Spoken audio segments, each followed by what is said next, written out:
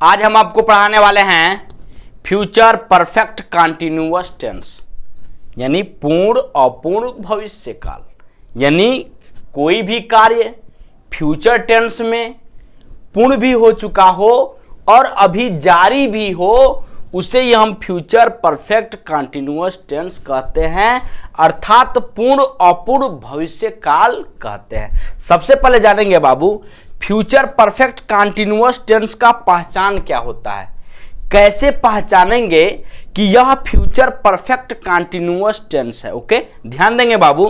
पहचान है, जिस हिंदी वाक्य के क्रिया के अंत में ता हुआ रहेगा, ती हुई रहेगी, ते हुए रहेंगे तथा रहेगा, रहेगी, रहेंगे के साथ समय सूचक शब्द दिया हो तो उसे हम फ्यूचर परफेक्ट कंटिन्यूअस टेंस कहते हैं। ओके, समझ में आ गया। अब यहां ध्यान देंगे, अगर इसमें निश्चित समय हो तो निश्चित समय के लिए हम यहां पे फ्रॉम का प्रयोग करते हैं।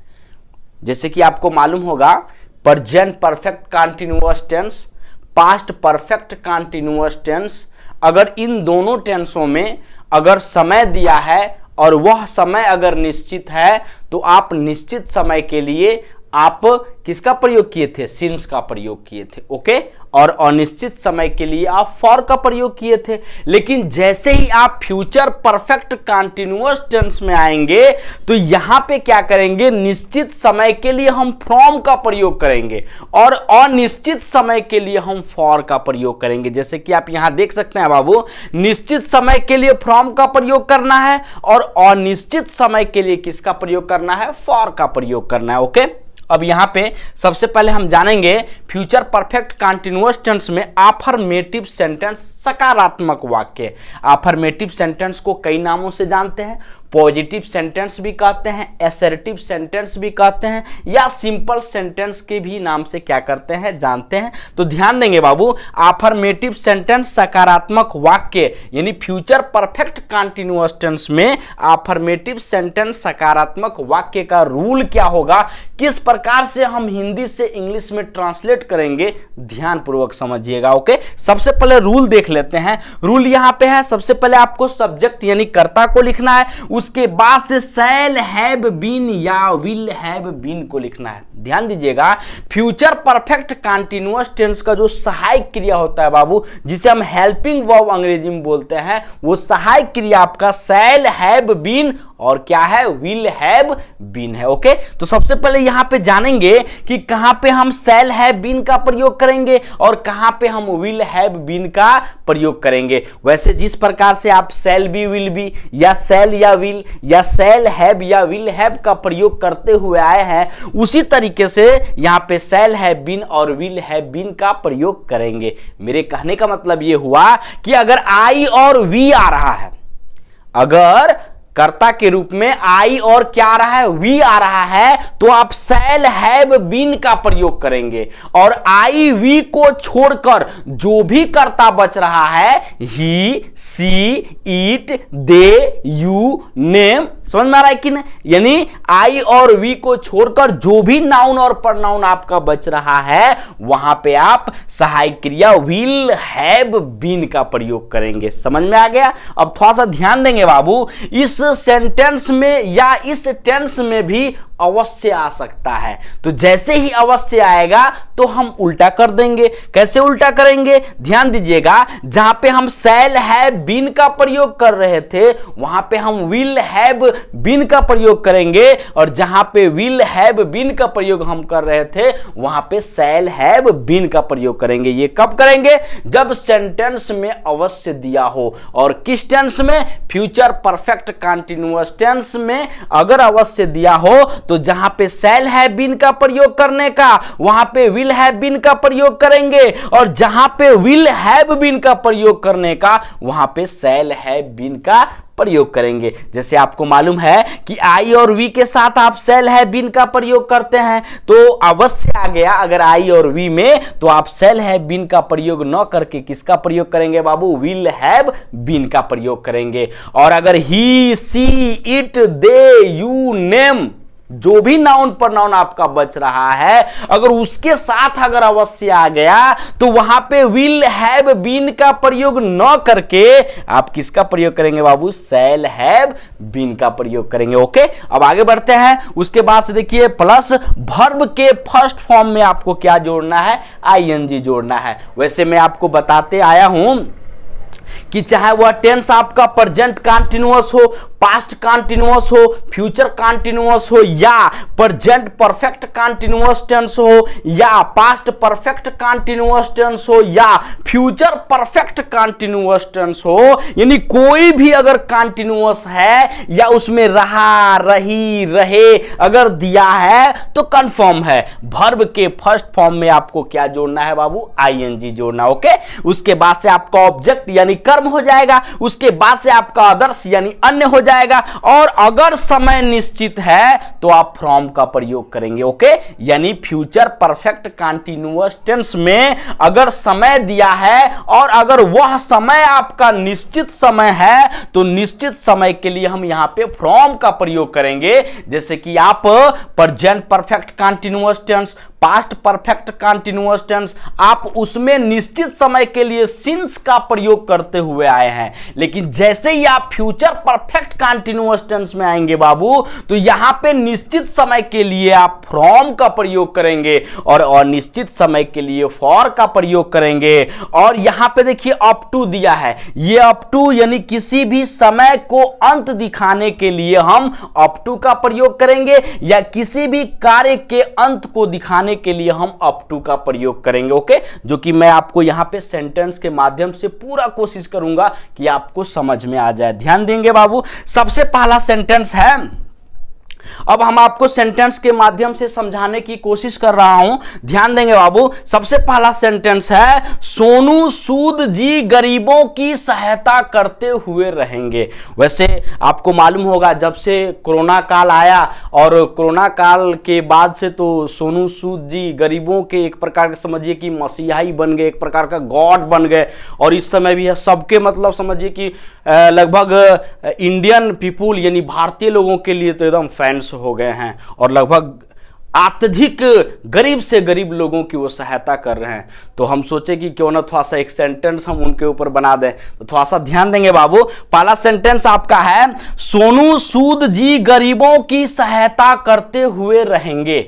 कोरोना काल से लेकर अब तक और इस समय से लेकर अभी जो भी फ्यूचर में जो भी समय मतलब आने वाला है, ठीक है ना, आने वाले कल में भी सोनू सूद जी कंफर्म है कि गरीबों की सहायता करते रहेंगे, और वो समझिए कि एकदम रियल हीरो हैं, वास्तविक हीरो हैं।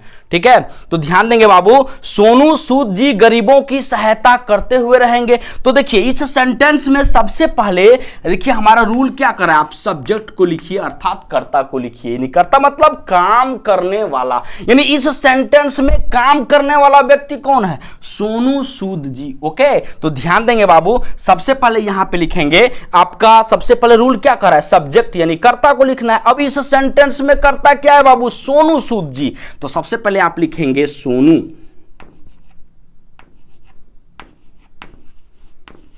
सोनू सूद हो गया, उसके बाद से जी लिख लेंगे, सोनू सूद जी। ओके, उसके बाद देखिए आपका रूल क्या कर रहा है, शैल हैव बीन या विल हैव बीन में से कोई एक सहायक क्रिया आपको लिखना है।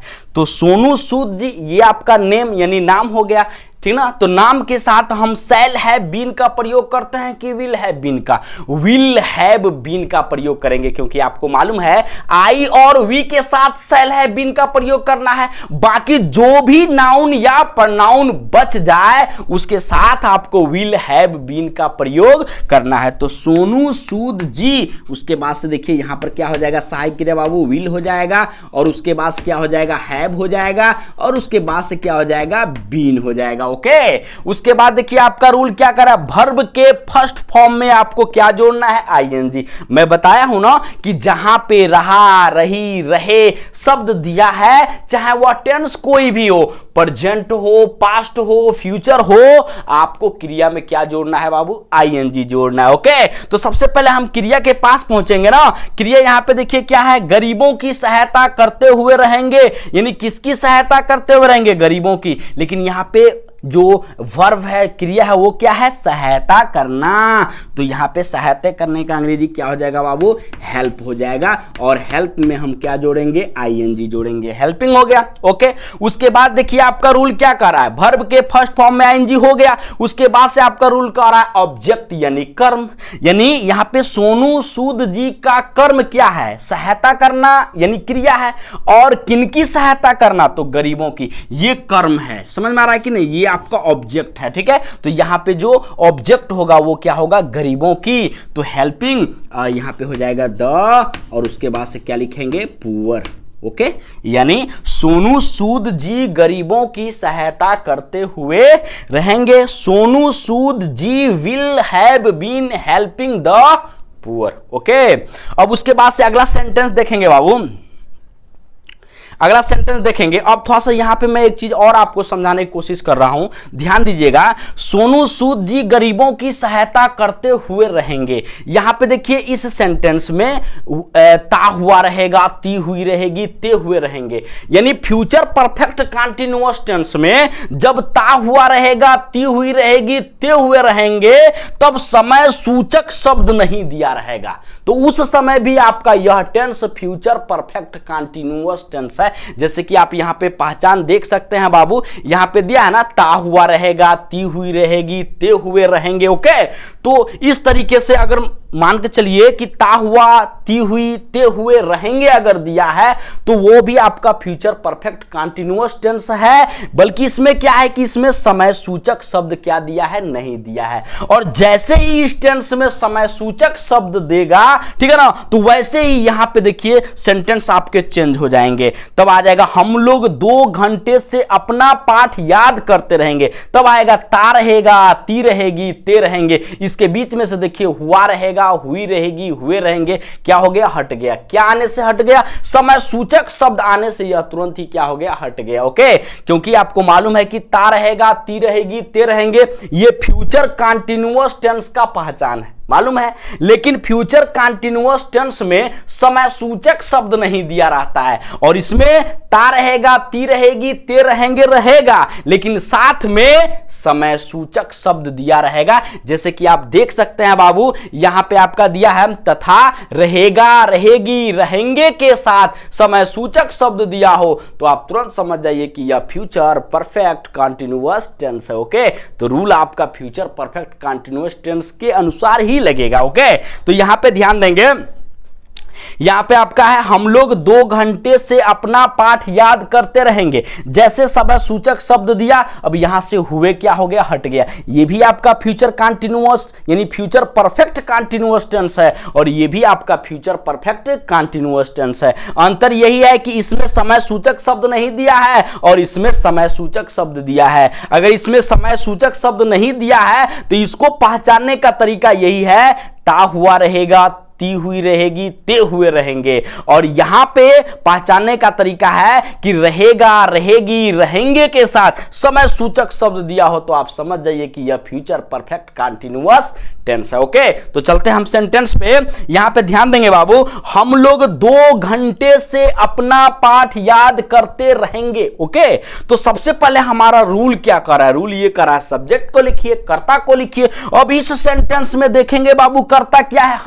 हम लोग का अंग्रेजी क्या हो जाएगा? वी हो जाएगा। तो सबसे पहले हम वी लिख लेंगे। ओके, अब इसके बाद देखिए हमारा रूल क्या कर रहा है? शैल हैव बीन या विल हैव बीन में से किसी एक को लिखना है। अभी आपको क्या बताया हूं कि अगर आई और वी आएगा तो शैल हैव बीन का प्रयोग कीजिएगा। तो यहां पे जो करता है बाबू वो क्या है? वी है। और वी के साथ आपको मालूम है किसका यूज करना है, किसका प्रयोग करना है? शैल हैव बीन का प्रयोग करना है। तो यहां पे आपका क्या हो जाएगा बाबू? शैल हो जाएगा, और उसके बाद से आपका हैव हो जाएगा, और उसके बाद से आपका क्या हो जाएगा बाबू? बीन हो जाएगा। ओके, उसके बाद देखिए आपका रूल क्या कर रहा है? वर्ब के फर्स्ट फॉर्म में आईएनजी, यानी सबसे पहले इसमें ढूंढेंगे क्रिया क्या है। क्रिया क्या है बाबू? याद करना। याद करने का अंग्रेजी क्या होता है? लर्न होता है। और लर्न में आपको आईएनजी क्या करना है? जोड़ना है। तो यहां पे सबसे पहले आप लर्न लिखिए, और उसके बाद से क्या जुड़ जाएगा? आईएनजी। तो ये आपका क्या हो गया बाबू? लर्निंग हो गया।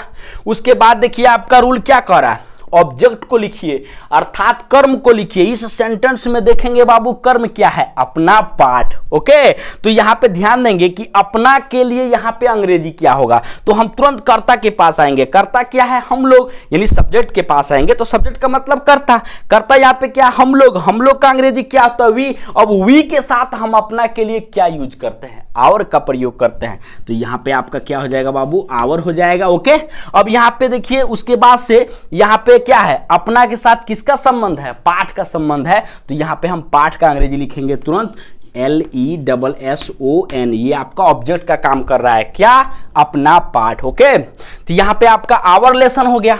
अब देखिए, अब आपका रूल क्या कह रहा है, यानी ऑब्जेक्ट हो गया। अब कह रहा है कि अदर्स में फ्रॉम, बाय, फॉर या अप टू का प्रयोग करना है। तो समय निश्चित हो तो फ्रॉम का प्रयोग कर लीजिए, समय अनिश्चित हो तो फॉर का प्रयोग कर लीजिए, और अगर समय का अंत अगर दिखा रहा है तो अप टू का प्रयोग कर लीजिए। ओके, तो ध्यान देंगे बाबू, यहां पे समय देखते हैं 2 घंटे से, तो 2 घंटे से ये आपका निश्चित है कि अनिश्चित है, अनिश्चित है। तो जब अनिश्चित है तो सिंस का प्रयोग करेंगे कि फॉर का, फॉर का प्रयोग करेंगे। तो यहां पे आप क्या लिखेंगे बाबू, फॉर लिखेंगे, FOR, फॉर हो गया। ओके, उसके बाद ध्यान देंगे कितने घंटे से, 2 घंटे से, तो फॉर हो गया। अब 2 का अंग्रेजी क्या हो जाएगा, वो 2 हो जाएगा, TWO, 2 हो गया। ओके, और उसके बाद से 2 हो गया। अब उसके बाद से हम किसका अंग्रेजी लिखेंगे, दिन का अंग्रेजी लिखेंगे। तो यहाँ पे देख लेते हैं DAYS, डेज हो गया। उसके बाद से फुल स्टॉप का प्रयोग करेंगे। ओके, ये DAYS, डेज लिखा गया है। ओके, ध्यान देंगे बाबू, अगला सेंटेंस आपका है, मैं सुबह तक बगीचे में टहलता रहूंगा। ओके, तो यहां पे देखिए क्या दिया है, यहां पे दिया है समय का अंत दिखाया है कि सुबह तक, यानी कोई भी कार्य है वो उसका अंत दिखाया है कि मैं इस समय तक यह कार्य करता रहूंगा।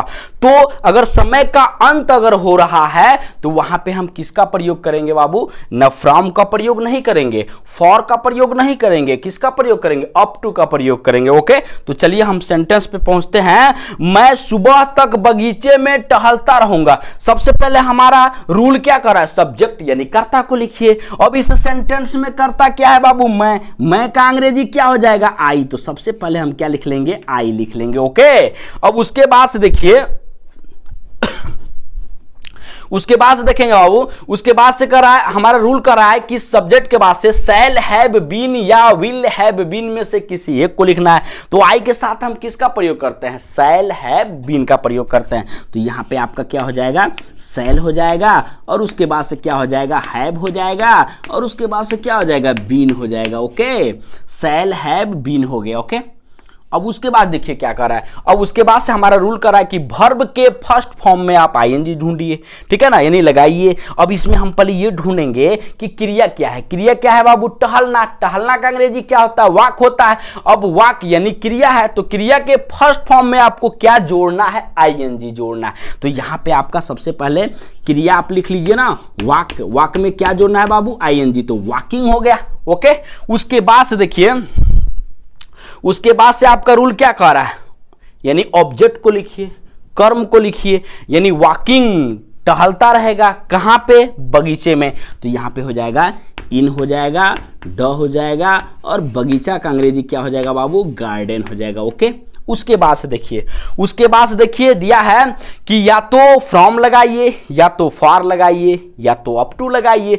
समय निश्चित है तो फ्रॉम लगा लीजिए, समय अनिश्चित है तो फॉर लगा लीजिए, और अगर समय का अंत दिखा रहा है, किसी भी कार्य का अंत अगर दिखा रहा है किसी समय के द्वारा, तो वहां पे हम किसका प्रयोग करेंगे, अप टू का प्रयोग करेंगे। ओके, तो यहां पे देखिए, मैं सुबह तक, तो सुबह तक यानी यहां पे मैं सुबह तक बगीचे में टहलता रहूंगा। तो यहां पे किसी कार्य का अंत दिखा रहा है कि इस समय तक मैं यह कार्य करता रहूंगा, तो उसके लिए हम अप टू का प्रयोग करेंगे। तो सबसे पहले आप लिख लेंगे, अप लिख लेंगे, टू लिख लेंगे, अप टू हो गया, और उसके बाद से सुबह का अंग्रेजी क्या हो जाएगा बाबू, मॉर्निंग, MORNING, और उसके बाद से फुल स्टॉप का प्रयोग करेंगे। ओके, अब हम देखेंगे निगेटिव सेंटेंस, नकारात्मक वाक्य। ओके, ध्यान देंगे बाबू। सबसे पहले यहाँ पे देखिए रूल क्या है। सबसे पहले आपको सब्जेक्ट यानी कर्ता को लिखना है, उसके बाद से शैल या विल में से किसी एक को लिखना है, उसके बाद से आपको नॉट का प्रयोग करना है, यानी शैल या विल के बाद से आपको तुरंत नॉट लगा लेना है। ओके, यानी नहीं आया है तो उसके बाद से आपको हैव बीन का प्रयोग करना है, यानी शैल हैव बीन और विल हैव बीन के बीच में आपको नॉट रहेगा, यानी शैल या विल के बाद से आप नॉट का प्रयोग करेंगे, उसके बाद से आपका हैव बीन हो जाएगा, उसके बाद से आपका वर्ब के फर्स्ट फॉर्म में आपको आईएनजी जोड़ना है, उसके बाद से आपका ऑब्जेक्ट यानी कर्म हो जाएगा, उसके बाद से आपका अदर्स यानी अन्य हो जाएगा, और उसके बाद से अगर आपका समय निश्चित है तो फ्रॉम का प्रयोग कर लीजिए, और अगर समय अनिश्चित है तो फॉर का प्रयोग कर लीजिए, और अगर समय का अंत अगर दिखा रहा है तो अप टू का प्रयोग कर लीजिए। ओके, ध्यान देंगे बाबू। यहां पे पहला सेंटेंस है, वह एक मधुर गीत गाती हुई नहीं रहेगी। ओके, तो सबसे पहले देखिए यहां पे रहेगी दिया है, तो वह का अंग्रेजी यहां पे क्या हो जाएगा, सी हो जाएगा। जैसे कि अभी आप देख सकते हैं यहां पे रूल आपका क्या कर रहा है, सब्जेक्ट। सब्जेक्ट का मतलब क्या होता है, कर्ता, और कर्ता इस सेंटेंस में आपका क्या है बाबू, वह है। तो वह यहां पे पुल्लिंग है कि स्त्रीलिंग है, स्त्रीलिंग है, इसीलिए हमने यहां पे वह का अंग्रेजी क्या लिखा, सी लिखा। ओके, अब यहां पे ध्यान देंगे, अब सब्जेक्ट के बाद से हमारा रूल कह रहा है कि शैल या विल में से किसी एक को लिखिए। तो आप ये बताइए, सी के साथ हम शैल का प्रयोग करेंगे कि विल का प्रयोग करेंगे, विल का प्रयोग करेंगे। ओके, तो यहां पे आपका क्या हो जाएगा बाबू, विल हो जाएगा, और उसके बाद से नहीं दिया है तो क्या हो जाएगा, नॉट हो जाएगा, और उसके बाद देखिए रूल क्या कर रहा है, हैव बीन का प्रयोग कीजिए। तो यहां पे आपका हैव हो गया, और उसके बाद से क्या हो गया, बीन हो गया, और उसके बाद से ध्यान देंगे बाबू, आपका रूल क्या कर रहा है, वर्ब के फर्स्ट फॉर्म में आप आईएनजी जोड़िए। ओके, तो सबसे पहले आप क्रिया ढूंढिए।